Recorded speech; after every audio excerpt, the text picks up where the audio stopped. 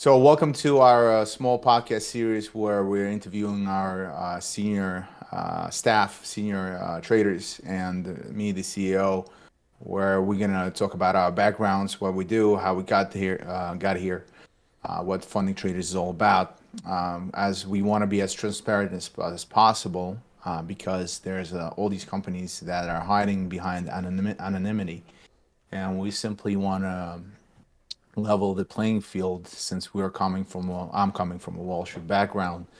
I just do want to do away with all that riffraff that is occupying this space, and that's one of the reasons why I started this company.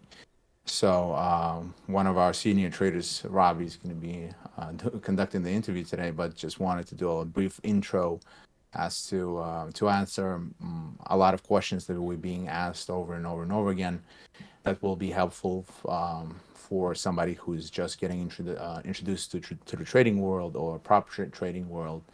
Maybe that will be helpful on their journey to succeed. So, without further ado, Robbie. All right. So, what I wanted to do is just put together a small series of questions to give all the viewers context for the future content as to who everybody is here, and they can have a more personal relationship with everyone as they watch our content. So, Stan, why don't you start with explaining to everybody how you grew up and how exactly it is that you got onto Wall Street?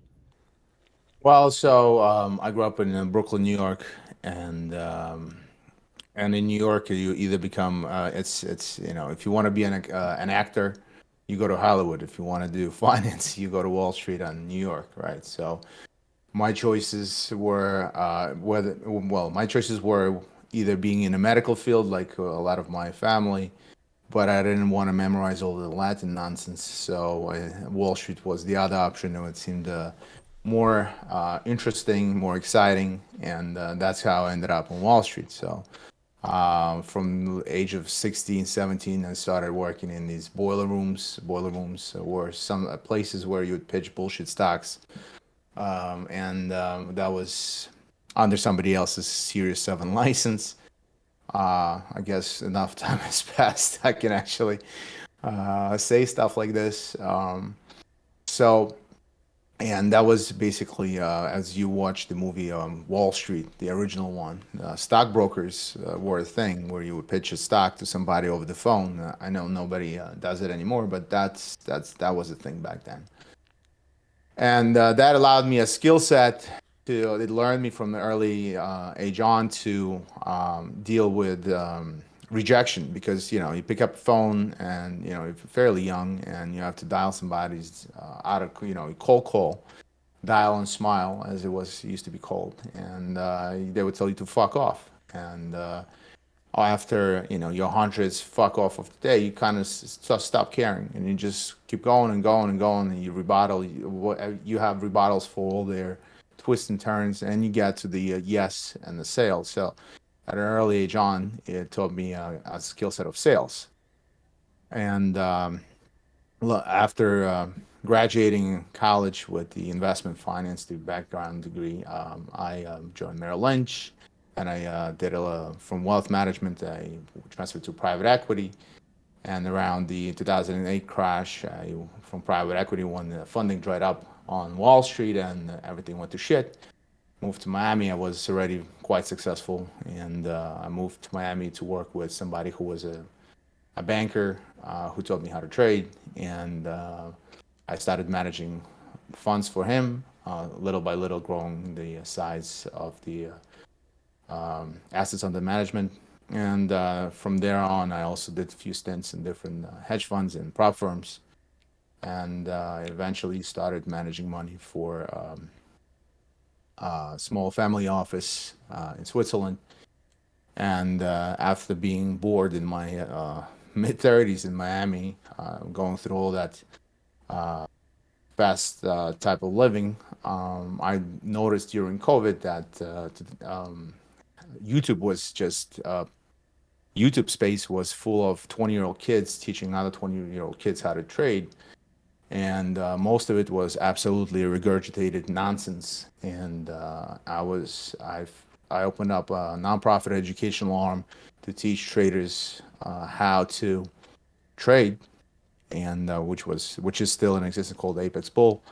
And a few years later, me and my partner, we opened up the prop firm because, again, the prop firm space got oversaturated with absolute nonsense companies hiding behind their anonymity Right. of Well, we'll get to that. Let's back up just for just a second. I wanted to see exactly what it was that drew you personally to Wall Street before you got into it, and what was alluring about it to you.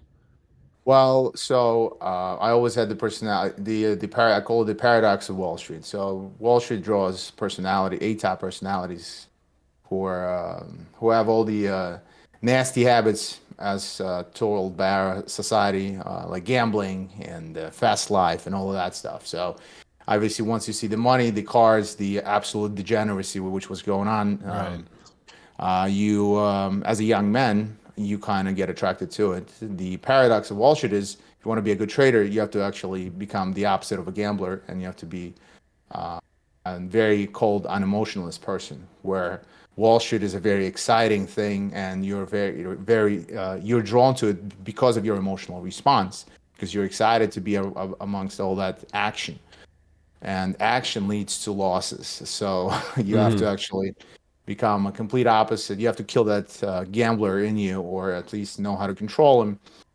and control your emotional responses, your lizard brain, greed and fear, and all that. So basically, just the excitement of the field in general. Right. So, Okay. there was no Instagram back then, but Well, there was a lot of buzz around the industry at that time, regardless, right?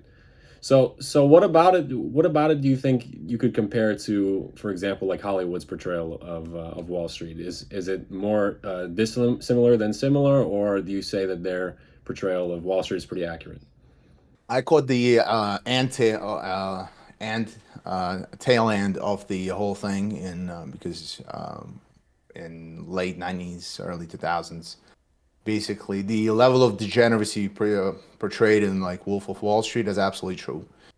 And I would talk to senior guys who would talk about like 1980s, and you would have literally secretaries walking around with just give out cocaine to traders, and they would have bank sessions for every Friday, and hookers and the whole thing. Sounds pretty accurate. Okay. Yes, it was absolutely spot on, and it was the level of degeneracy was out of the something you would get probably given a life sentence in today's woke society. Well, most people watch these films and they tend to think probably that these are overblown and over exaggerated, right? But you're saying that It's probably toned down, if anything. wow, okay.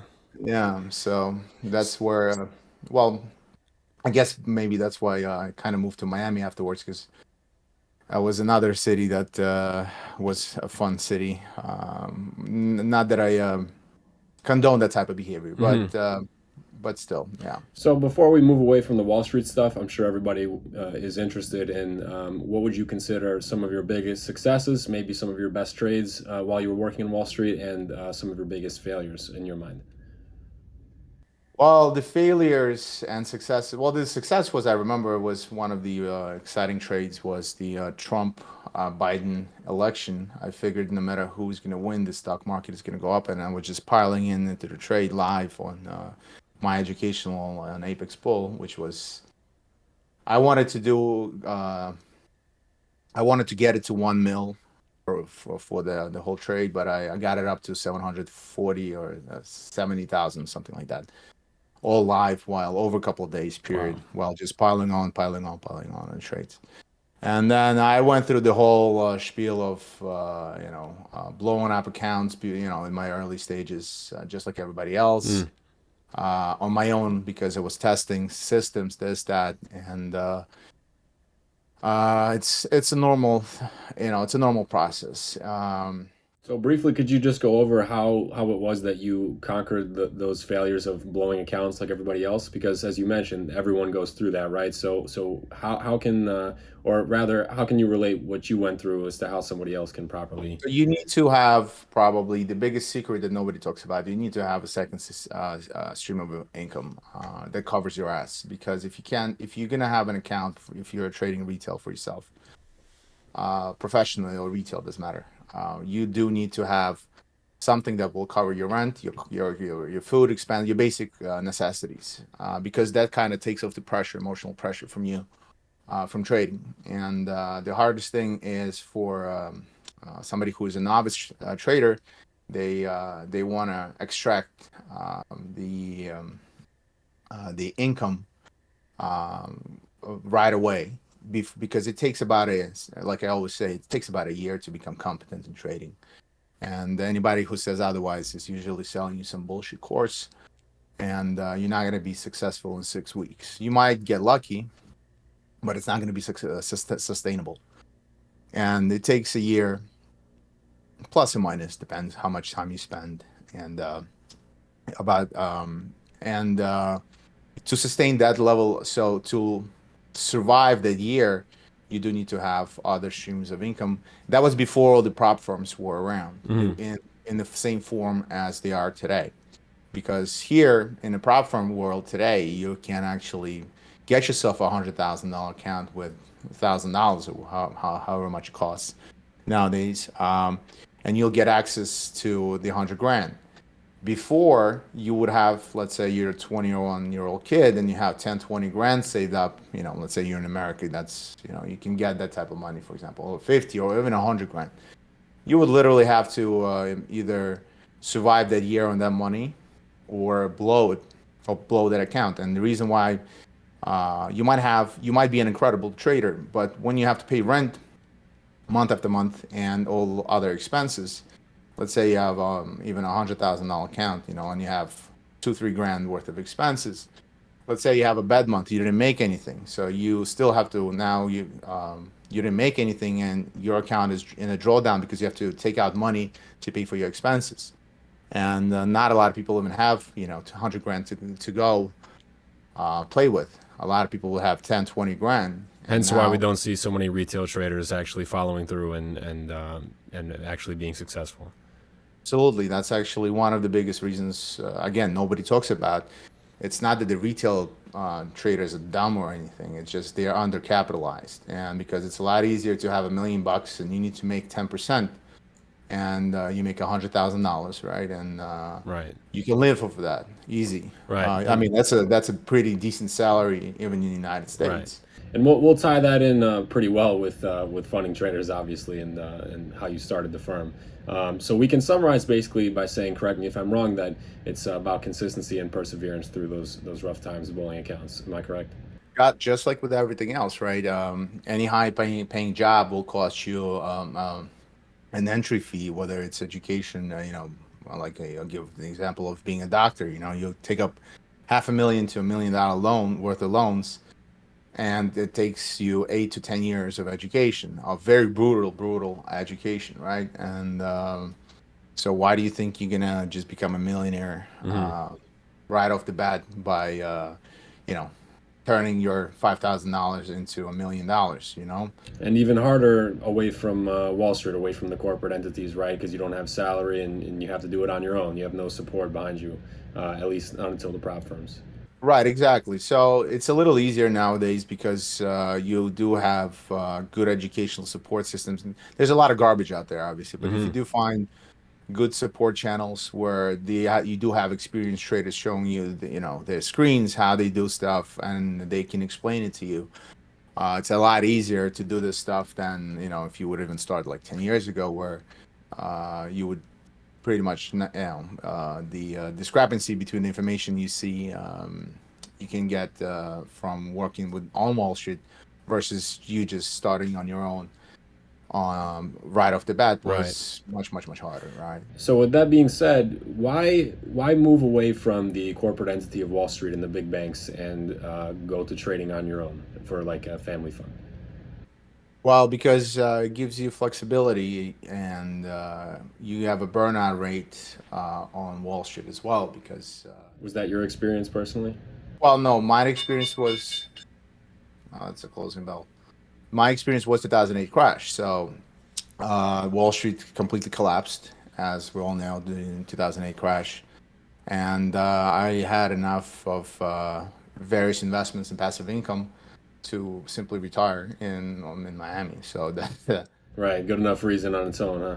Yeah, so after your 100th margarita on the beach, you need to do, you wanted something to do, and I knew somebody who put an ex UBS guy who taught me how to trade, and I started trading because you obviously, at 28, whatever it was, 28, 29, Hmm. can't really do nothing with your life. Right. So I had enough passive income plus him training me plus learning on my own to combine all that knowledge to succeed. But it took a while as well. Sure. It didn't happen overnight. And then once you become consistent with your winnings, you have a track record. Once you have the track record, you can open up doors in various entities to Sure. like prop firms and hedge funds, etc. Sure. Um, So for anybody unfamiliar with what Stan's talking about here, the 2008 financial collapse, I would highly recommend you go watch The Big Short uh, with all the big actors in it. It's a fantastic explanation of that whole entire deal, and you'll see exactly why that would drive somebody like Stan to leave Wall Street, because it was, well, it was driving everybody away at that time. right.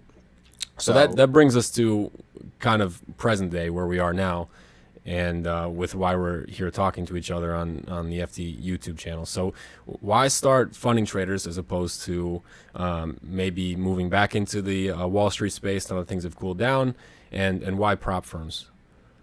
well, I Wall Street is collectively called just managing money. I still manage money. So I that's my core activity. The reason why we started funding traders is for the same reason I started apexbull. It was because the level of bullshit on in that space just it's becoming.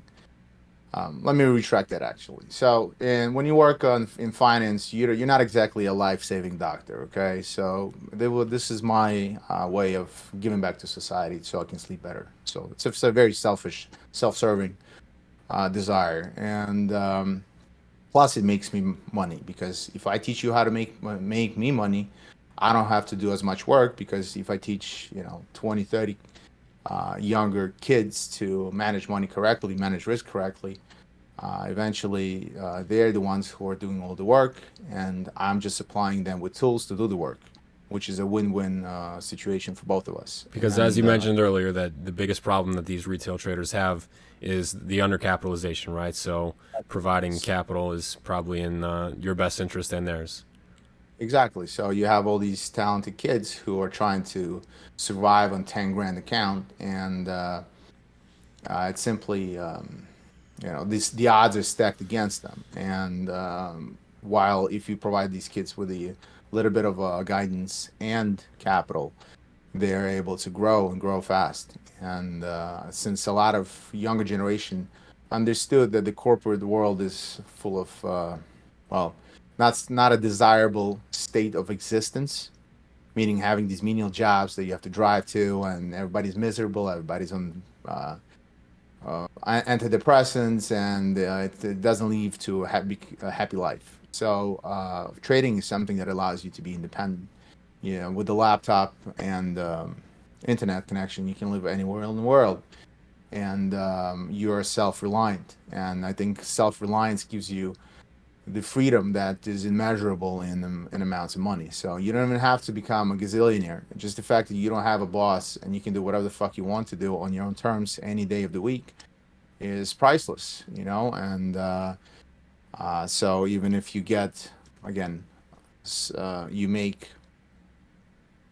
get a $500,000 account and you make 20%, that's already 100 grand in your pocket, but you don't have to listen, drive anywhere, listen to anybody, attend mandatory HR training on that you shouldn't touch somebody's ass or call whatever. All this nonsense, legacy nonsense from corporate world. It gives you a total freedom. So one of the ways that you can achieve freedom and um, play the most interesting game in the world because you have to put in all the puzzles. The piece of the trading is the most, to me at least, one of the most interesting games in the world One because of you the have to hardest too, right? one of the hardest, but that's why it makes it so interesting because Mm. you have to piece together millions and millions pieces of puzzle to get it correct vision of what's going on, and then properly execute it and time it as well. Right. But the reward for that is that you can watch a bunch of movies and you see all that You have that what freedom. Right. you do have the freedom, and then you have the monetary success that allows you to have the freedom and the toys and Right. all of that stuff. So Right. So speaking of vision, where do you see yourself and FT in the next year, and then where do you see everything in the next 10 years? well, I think that this space is going to start getting some consolidated. I've seen this happen in the forex space in early mid 2000s to early 2010s, and basically regulations will come, and they once they will come, they'll close the loopholes for little guy. Because every time they're trying to regulate, they're not regulating anybody big. Trust me, all these regulations are usually working just against, so the little guy doesn't have a chance to get upstairs, and that's why the disparity between rich and poor is growing ever larger.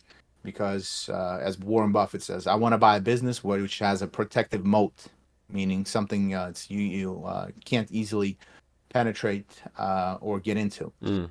And all these banks are still doing the same shit they were doing in a different way in 2008, and that's why we see all these bank failures, and they just going to keep on going and going and going, and they're going to keep getting bailout.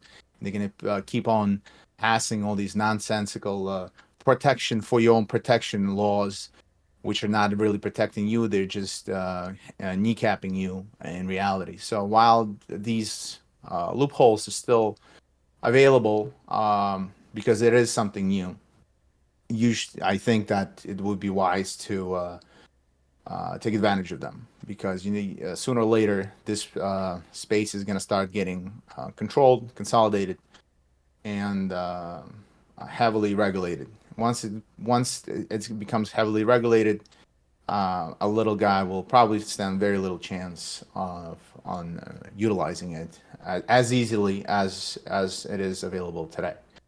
And I don't know any other places where you can, for very little amount of capital, um, you're buying into the ability to trade versus the capital you get. I don't know any other better odds and risk return your investment possibility as of now. Because if you want to even play real estate, anything you can touch which is legacy, it requires capital, right? Got it. So essentially, just establishing FT as a legacy firm in the next few years and seeing where things go from Well, there. not a legacy firm. It's something as as a big player that shows transparency. Like I said, most of these firms, you don't know who their CEOs are. You don't know anybody about them, who's running them, what are they doing, and none of them actually help you trade or grow. Hmm. So, which tells me there's something off. The reason why it's something off is because in FT, we're sitting daily in various discords, telegrams, and you can see my trading screens all the time throughout the day. I show all my trades, and I'm here to help. And I, for the life of me, couldn't figure out, well, like, why is it that or any other firm, prop firm, does not invest into education of their traders. Basically, they don't help them navigate. Maybe instead of doing this, you should be doing that, and improve them. Correct them a little bit. They basically give them capital and say good luck. And I'm not in, and so hence a lot of these people fail. And what I want to do is I want to micro adjust the person who's already somewhat successful to being a lot successful by helping them and guiding them, instead of just throwing them into the field and say, figure it out on your own. Right. So basically, this is my strategy, is to gain as many or find as many diamonds in the rough, and get them into help them grow faster, versus other prop firms where they just throw you some capital and you have to figure out on your own. So I think with a little bit of guidance, we can just achieve success faster. And I think that traders will also be more loyal to us as a company because we help them. We put them on the map. We help them grow, and again, it's a mutually beneficial system. And I guess that's the beauty of capitalism, because not only you make money, I also make money, and everybody's happy, instead of me being a boss, or having some kind of self-interest. Not only self-interest, but where it's the dynamic is one takes advantage of the other. We both take advantage of each other at the same time as helping each other. That's right. And Mutual benefit and teamwork, right? exactly. So that's the idea behind merging FT and the apexbull educational um, arm, where we basically can now um, help and guide traders. Not We can help novice traders become intermediate traders. Right. More importantly, we can take intermediate traders and make them into the guys they really want to be, instead of sticking in that I'm making money, but I'm not sort of making money, but I'm making money type of environment. Because first, you obviously, because the stages you go through is very simple. First, you just you might get lucky, but you eventually lose money. Then you start being break even, and you see that you're able to show some consistency. Then you start having consistency, but with small profits. And my job is to push you and expand you further, so you can handle more money, so the profits are bigger, because you can handle bigger amounts of money, and your ass doesn't pucker up when you have to take 100 lot trade, and see some kind of 5-6 figure drawdown, where a normal person would die of not die, but emotionally just simply won't be Sure. able to handle that Sure. stress. So Sure. So with that being said, I want to conclude with this. What advice do you have for the guys that would fit into that category, who are wanting to be better traders in general, or maybe who are looking to be those diamonds in the rough that you're looking to find, or even just be successful on Wall Street in general? well, I think Bruce Lee and everybody else, they always say perseverance is one of those skill sets that is essential, because he said, I'm not afraid of a person who does 1,000 kicks in one day. I'm afraid of a guy who does one kick for 1,000 days, meaning consistency, consistency, consistency. And if you already put in a lot of work and you already suffered, might as well see it through the end, and get some payout out of it. Because again, the problem is with this industry is the expectations are all set wrong. Because most people come to this business, they see some Instagram posts, or whatever, some social media posts of pay me $1,000 and I will teach you how to become just like me, riding private jets with hookers and doing blow. Sorry for the but Mhm. within the next month. And it's all nonsense. And so the expectation is all wrong. And the expectation that I'm trying to set is that it will take some dedication. It's not going to take 2 weeks for you to become successful. It's going to take you probably close to 1 year minimum to go through that initial stage of growth, where you get to the consistency, 6 to 12 months. And after that, that's when you're gonna start seeing more and reaping more rewards. And most people, basically, they try something and it doesn't work out within 3 weeks. They go on to something else. Oh, a drop shipping course. Oh, a copywriting course, a trading course, a this, a that, and blah blah blah. And they dabble in everything and masters of nothing. And it takes dedicated focus and work for something that has a huge potential payout for yourself, right? You need to spend some time becoming good at it, and it takes a lot of effort, a lot of tears, a lot of stress, and it's not for everybody, because most people don't have the tenacity or the thick skin that it requires to go through the emotional roller coaster of self-doubt, and people telling you this is not going to work out, or this and that. And pushing through all that, it takes balls. And that's why Wall Street attracted the A-type personality, because it takes fucking balls. So either grow a pair or go get a job. Well said. Well said. All right, guys. So that was really great. You can find Stan at Apex Bull and Funding Traders. If you want to find the educational arm, there's a lot of good information there. And visit fundingtraders.com for funding capital up to $2 million. Hopefully, we'll see you soon.